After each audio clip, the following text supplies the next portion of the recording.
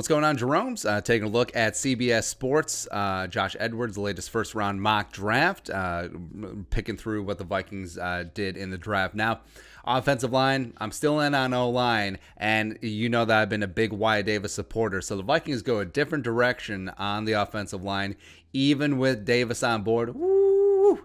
Let's talk about it. So, All right, so like I said, Josh Edwards over at CBS. All right, so first round, number one, Trevor Lawrence, pretty easy peasy lemon squeezy. Hopefully, Suge Knight, White Suge Knight, Joe Douglas and company don't screw him up. They need to hire an offensive-minded coach. They have to fire Adam Gase, and if they do that, maybe Lawrence will have a chance in the Big Apple, but really New Jersey. So, number two, Justin Fields, Jaguars. Seems like a fait accompli. Jaguars do need to find their quarterback of the future. Now, this one could get interesting because could Zach Wilson, maybe even Trey Lance, maybe even Kyle Trask eventually work their way into the top end of the first round? Could they possibly supplant Justin Fields, or is it going to be a very easy number one, number two quarterback with Lawrence and Fields? Is that etched in stone? TBD. Bengals at 3. So with the Joe Burrow injury, I mean, it's pretty clear that the Bengals need a massive offensive line help. Penny Sewell, that's really easy. Like, just if it is going to be QB 1, 2, just write this one down now in pen. 4. So this was before the Thanksgiving games, where Washington is actually leading the division. So they're drafting in the 20s as of right now. But Washington professional football team at 4. Now this one makes sense.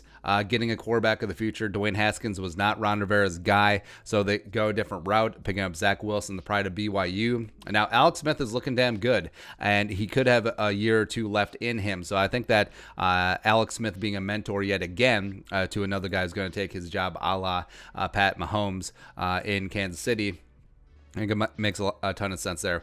Number 5, so you got the Los Angeles Chargers of San Diego coming in.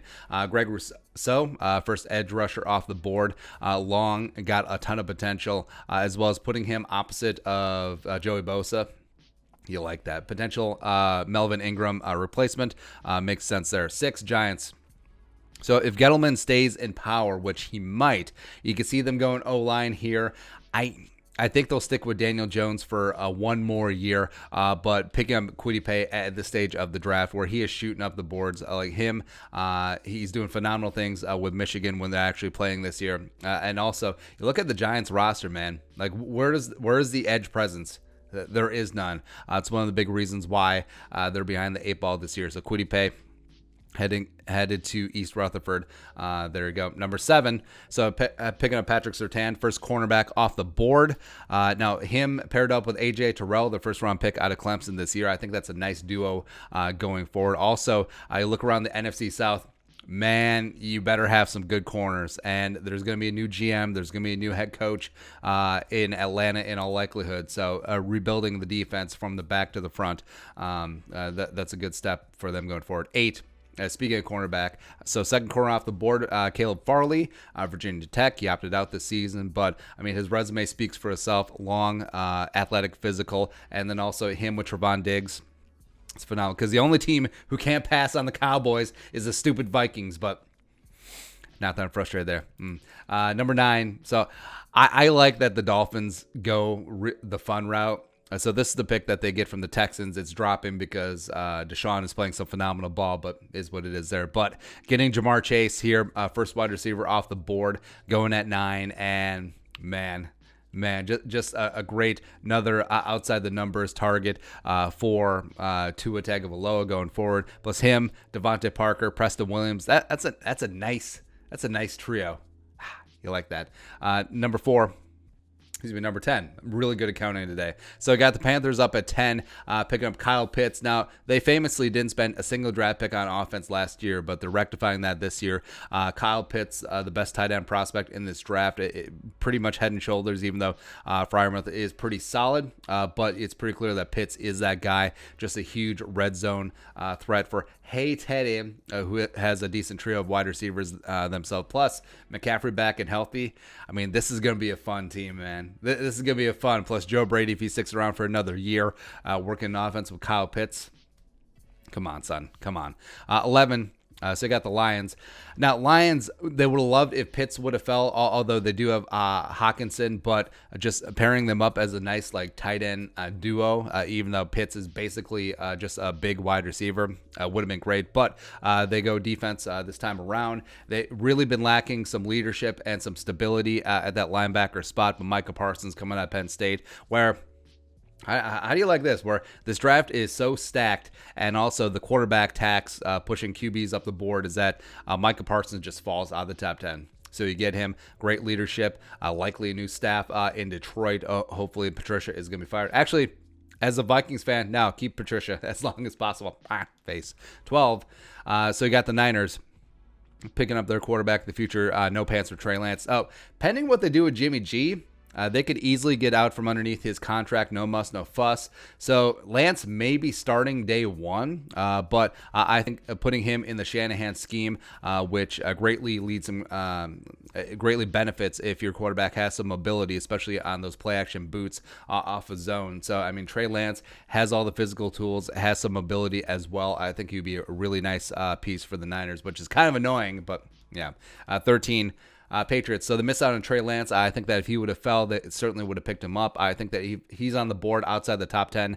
Maybe Belichick will go up and get his guy. But so don't feel like reaching for a Trask or a Mac Jones at this point. Maybe they'll get him in the second round since they also have a high second round pick. But going wide receiver in this spot, Jalen Waddle. Now, so their wide receiver room has been a little bit deficient. Edelman is certainly, on his last legs. Jacoby Meyer is stepping up in year 2 at NC State, which is nice. N'Keal Harry is sort of, it's whatever. But picking up Waddle here, maybe he does replace Edelman working out of the slot. Also, they get him a nice little piece in the return game for whoever the hell the Patriots quarterback is going to be the next year. I don't think it's going to be Cam. Next up, 14.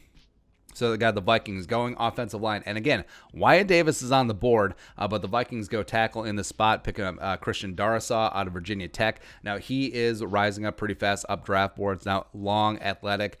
You do like his game a lot. Now, he's not quite the athletic freak of, say, a Brian O'Neill or an Ezra Cleveland, but he certainly is no slouch. Also, I think he's a little bit more stout coming out of college than those two guys were. Like, he is in the category of a DeBrickashaw Ferguson, where he's an extremely athletic, long, lanky, all around great tackle coming out. And I would not be mad at this at all. I wouldn't. Done a little bit more work on Darrisaw. I think that he would be, if you want to start him day one at left tackle, I would not be upset, although I think Riley Reif has played well enough this year to earn some consideration for 2021. Picking up Darrisaw, and I still think that the Vikings should test out Ezra Cleveland at left tackle unless something specific like this comes up where Darrisaw will be your left tackle of the future. You just drop him in. Like early on when the Vikings were 1-5 and they had the specter of landing Penny Sewell, then I'd be like, all right, screw you, Ezra. I mean, just play guard, whatever. Also, when Ezra has been on the field, he has been looking damn capable at guard. So picking up Darrisaw here at this spot. Ain't mad at it. Hope you like guard Ezra, so that's where you're going to be sticking for a while. And the Vikings offensive line going forward, I don't care what happens, because I always thought that they're just one piece away, where Dakota Dozier is fine as a veteran stopgap. Like to keep him as a backup, but he's not a starter. But picking up one more piece, so you get Riley Reif's replacement. Maybe Reif reduces down to guard for a season. Maybe you play Darrisaw guard for a season. I think that he could certainly be serviceable in that role as well. But outside zone scheme, perfectly suited for him. I think that he does have to work a little bit on technique in terms of his pass sets, but you can easily do that. And Dennison and Kubiak got themselves a nice little piece of the future offensive line going forward. 15. So you got the Broncos coming in, going cornerback Darren Kendrick coming out of Clemson. Now, Kendrick's an interesting story because he's a converted cornerback. So he didn't play corner in high school, but he's super athletic. He's just learning the game now, super raw, but giving him to Vic Fangio. You almost like a guy coming in where he is new to the position because you can teach him exactly how you want it, as opposed to potentially having to break bad habits. But, Bryce Callahan, AJ Bowie aren't getting any younger, so there you go.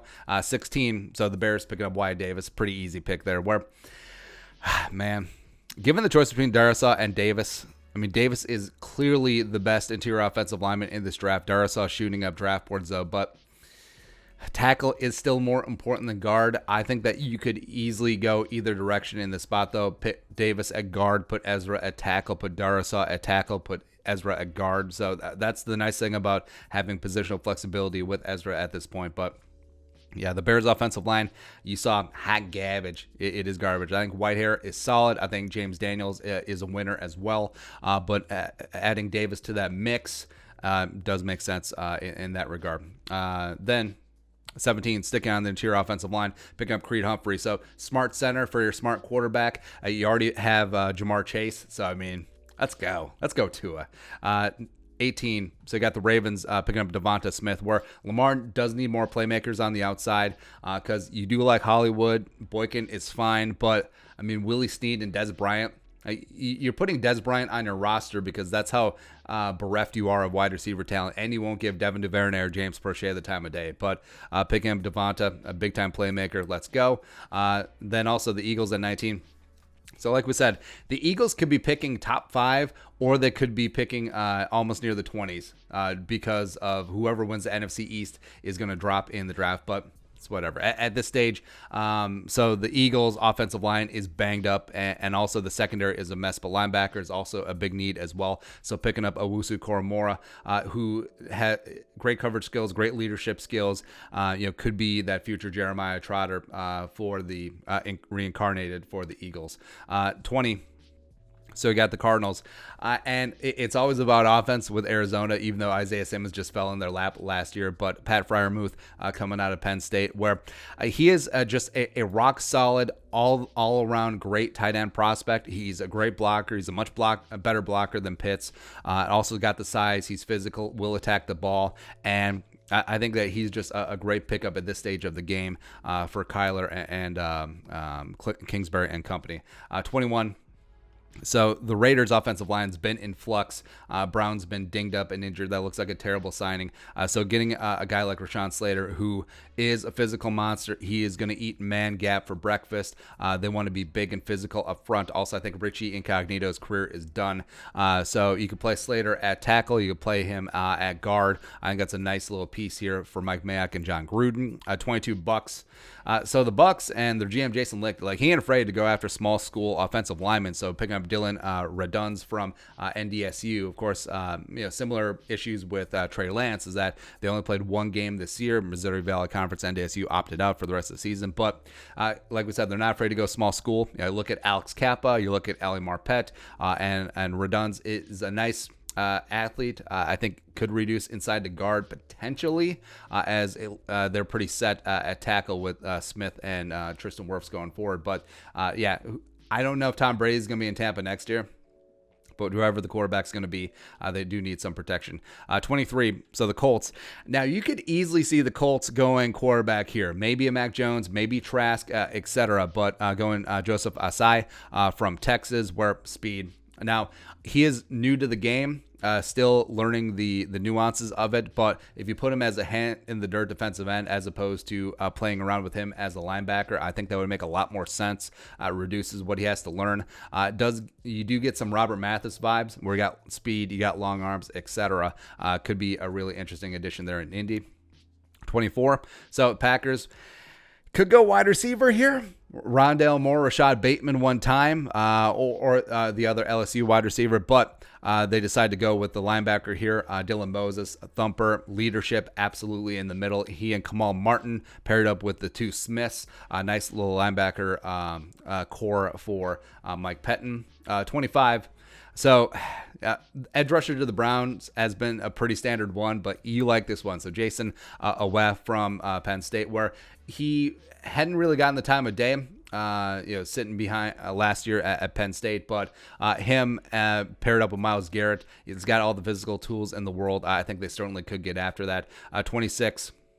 So the Jaguars have needs all over the place, man. So you could see them going Offensive line, you could see them going wide receiver, but you already got actually not wide receiver. They're good at wide receiver. And also they got James Robinson. So maybe they're not so deficiently bereft of talent, but they got Justin Fields. And now adding to that defense, they've swung and missed on a bunch of defensive linemen in the past, but Barrymore coming in, rock solid, meat and potatoes type guy. He really could take on, to a degree, that Calais Campbell type role as a utility lineup wherever defensive lineman. So Barrymore at this stage of the draft, just a rock solid pick. This is the pick that they got from the Rams in the Jalen Ramsey trade. 27. So the Titans pick one of my favorite names in the draft. So Hamilcar Rashed Jr. Hamilcar because go Carthage. What up? But him coming out of Oregon State. Good prospect with upside, lots of physical tools, but does need to fill out a little bit light at about 235 pounds. But him and Harold Landry as linebackers, just getting after it on the edge, super fun and interesting. 28, you got the Bills picking up Baron Browning, coming out of Ohio State. Another physical prospect who needs a little bit more seasoning, but another fun little addition to the Bills, both as a linebacker and both as a edge rusher as well. 29. So actually, it goes cornerback the rest of the way. So J.C. Horn, who they listed as a linebacker, but he's a corner. So big fit. Well, I mean, he is a big cornerback, and he is a physical cornerback. So maybe he could be a money back or a hybrid, so it's whatever. But yeah, coming out of South Carolina, a big physical cornerback, great for the AFC East as the Jets try to reload. So they got Trevor Lawrence, quarterback of the future. They got Horn, a nice little cornerback piece going forward as well. 3 to go. So you got Eric Stokes coming out of Georgia, going to the Chiefs. Now, good fluid cornerback. Teammate Tyson Campbell, also out of Georgia, could also be in the first round back end conversation as well. But also, this is, you see teams loading up for the Chiefs, and this is also the Justin Herbert effect. So Herbert's looking great for the Chargers. Chiefs is like, hey, probably use a couple more cornerbacks. Yeah. Saints. Picking up Asante Samuel Jr. coming out of Florida State. Just another one of the legacy guys. Patrick Surtain II also went a little bit earlier. But you could see quarterback here as well. Is Taysom Hill going to be the guy? Is Jameis the guy? I mean, is there too much value on Jones and Trask here? But they decided to go cornerback. But yeah, they've been looking for a guy to pair up with Lattimore for a while. So now they finally get their dude. And lastly, Steelers. 32, picking up Sean Wade out of the Ohio State University. Now, Wade's a lot of fun, man. Wade could have come out last year and would have been a high first-round pick, but just gets in on the back end here. You could see his draft stock rising a little bit as well. Had that pick 6 against Indiana that you saw on Saturday, but plays outside, plays in the slot. Aggro, physical, press man, just really gets after it, great ball skills, and will be able to hit the ground running right away. So that's it. That's a look at the CBS first round mock draft. So you know, 7 cornerbacks going. It's a passer and stop the passer league. It's a great cornerback class this year. The top 4 quarterbacks go in the top 12. No Trask, no Jones, etc. And no Etienne, no Sam Cosmi, no Liam Eichberg, no Rashad Bateman. It hurts, but the Vikings going with Christian Darrisaw. And like I said, if Darrisaw and Wyatt Davis are on the board when the Vikings, it's their turn to pick, it's a good problem to have. And edge does go to the tackle, pun intended. So I would be okay with this. I would be okay. Then potentially addressing the other side of the ball, looking at 3-tech, looking at edge day 2. And then also Desmond Ridder, De'Ara King, Kellen Mond, mid-rounds one time, you'd be good to go. But your thoughts and our thoughts on their thoughts, looking at the CBS first-round mock draft, let us know in the comments section below. Subscribe for daily Vikings takes. If you want to support that work, post on the Venmo. But until next time, Skol, production value.